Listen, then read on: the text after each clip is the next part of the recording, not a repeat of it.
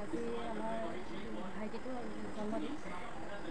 এতিয়া মই 3টা বজাতে আহিলোঁ। আহি গোটেই ঘৰ দুৱাৰখিনি সাৰি কৰি বাচন বৰ্তন ধুলোঁ। ধুই কৰি এতিয়া ভাত আৰু দালি বহালোঁ। তাৰপিছত ভাত আৰু দালি বহাই কেক এটা বনালোঁ। কেকটো হৈ গ'ল এতিয়া। তাৰপিছত সিহঁতে আহি আছে, আহি পাবহি আৰু আহি পোৱাৰ পিছতে কেক কাটিম, কিন্তু সি গম নাপায়। বেলুন ফুটি আছে ভণ্টিয়ে।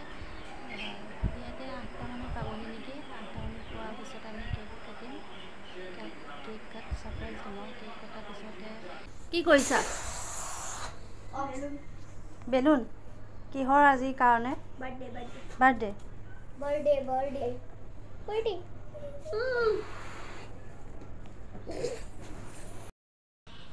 ভাইটি আহিছে কেক কাটিবলৈ।